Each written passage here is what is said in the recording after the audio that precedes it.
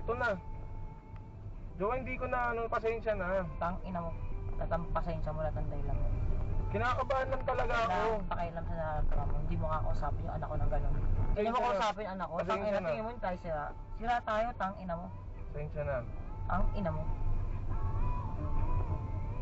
Dating talaga kay Tyronia. Kaya kong bitawan kahit sino ka pa, kahit mahal kita, kahit na ano ka pa sa buhay ko. Napipikon ako. Sobra.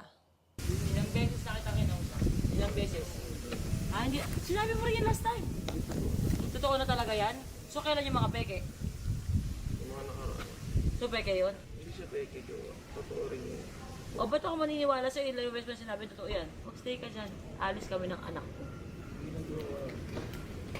Dahil wala siyang karapatan. Kundi usapan na namin yun. Ako disiplinaryan. Siya, labing baby boy lang siya ganun. Mamahalin ka lang niya. Yun lang yung trabaho niya.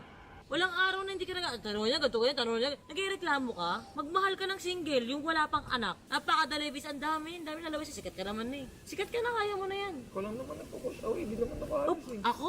Ako na push away? Tingin mo kung hindi mo ginagawa sa niya, mapupush away kita? Sino ka push away? Ilang beses na kinausap dito? Maraming beses na. Oh, Kaya nangyayari ulit ako ng pasensya. ulit ng sorry. Kasi gagawin mo ulit, tapos mag-sorry ka ulit. Hindi ko nagagawin. Ano naman dahilan mo? Kasi ganito kinakabahan ako, kasi ganito, whatever your reason is, hindi mo pa pwedeng i-ano kay Tyronia yun. Anong kinalaman niya? Alam mo, issue niya sa tatay niya, sa lahat ng mga nagdaan sa kanya. Kasi ganyan ka? Pero naman tayo sa usapan na to, anong trabaho mo sa kanya? Ano? Mahalin siya. O pagmamahal mo yung pinakita mo kanina? Pagmamahal yun? Ganun ka magmahal? Late na ako sa pupuntahan ko. Alright, so isa na namang reaction video ang gusto kong i-share sa inyo regarding sa issue ng toxic na pamilyang ito. Sa totoo lang nakakagigil. Alam mo yung kuwang-kuwa mo yung buwisit ko? Although wala ka naman pakialam no, sa feelings ko. Dahil una-una, kay Vince nga na partner mo, wala kang pake sa akin pa kaya. Anyway, gusto ko lang magbigay ng reaction video tungkol sa babaitang perfect na ito. Tony, napaka-perfect mo! Napaka-perfect mo. Bakit ganyan ka sa maugali mo? Mumurahin mo si Vince sa harap ng anak mo, wala kang respeto. Tapos bawal pagalitan si Tyronia? Ano ba si Vince sa buhay mo? Di ba siya na nga yung daddy-daddy? Yan si Tyronia? Hindi niya ba pwedeng pagsabihan yan?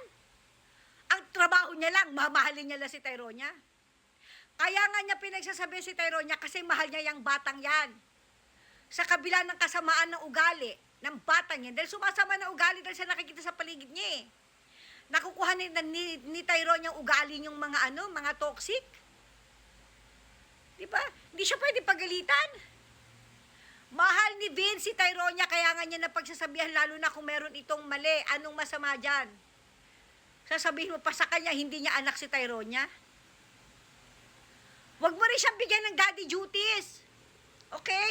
Ikaw maghahatid sa eskwela dyan. Ikaw ang magsusundo. Aalamin mo kung ano mang nangyayari sa kanya, sino mang kaibigan niya. Pag hindi siya makontak, ikaw na rin bahala. Tangay na, bibigyan mo ng daddy duty si Vince, tapos hindi niya pwedeng pagsabihin si Tyronia. At galit na galit ka. Hindi pwedeng ganyan ang anak mo. Eh, bakit si Paye, na hindi mo anak, binugbog mo? Sa harapan pa ng ate niya, my God. Ang perfect mo. Ang perfect mo. Tingnan mo yung katawan mo, lahat peki sa'yo.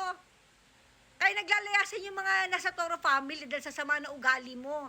Hindi lang nila siguro makuha magsalita dahil takot sa'yo eh.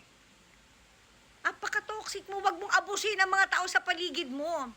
Sa totoo lang, tama naman yung sinabi mo na si Vince sikat na. Kayang-kaya niya na yan. Ang problema nga lang ito si Vince, hindi ko alam ba't habol na habol sa'yo, patay na patay sa'yo, na inaabuso mo. Sa paray mura inabot ni Vince sa'yo, wala kang respeto. Sa harapan ni Tyronia, sa harapan ng bata, gaganyanin mo yung tinuturi niyang daddy-daddy. Tapos kailangan talaga mag-apologize si Vince kay Tyronia. My God, nag-apologize ka ba? Ha? Doon sa nanay ni Paye. Sa totoo lang, no, kahit naman masama ang magulang ni Paye, katulad na sinasabi niya, still, hindi yun reason para bugbugin mo si Paye. Dahil wala kang iniisip na nanay na magagalit. Pinagalit ay anak mo, galit na galit ka, ay putang ina, binugbog mo nga si Paye nang walang sabi-sabi. Putang ina niyan, papalayasin kita o bubugbugin kita. Putang ina niyan sa mga naugali mo, Tony. Perfect ka? Perfect ka? Nakakaloka ka. Tapos yung ano, yung tawag dito, magmahal ka ng single, hindi na single mom. Kaloka. Tony, single mom ako. Hindi ako ganyan ka-toxic. Napakarami kong single mom na kilala. Marami akong single mother na kilala. Hindi sila ganyan. Example natin to si Zainab Harake. Kita mo si Zainab Harake, napaka-smooth. Meron siyang paggalang kay Daddy Ray Parks. Si Daddy Ray Parks, ganun din. Mahal niya yung anak ni Zainab. Very smooth lang yung relationship. Hindi katulad mo, toxic. Kita mo si Tyrone niya, lumalaki na rin toxic ang ugali. Sumasama na rin ang ugali. At kailangan talaga, bawang mga tao sa kanya. Ang perfect niyong mag-ina, Tony. Ang perfect niyo. Ang toxic ng pamilyang to. Maraming single mother pero hindi ganyan na ugali, Tony. Matuto kang rumispeto sa kapwa mo. Matuto kang respetuhin si Vince. Hindi porky patay na patay sa'yo, ganyan ang gagawin mo. Ang toxic mo. Perfect ka? Perfect ka?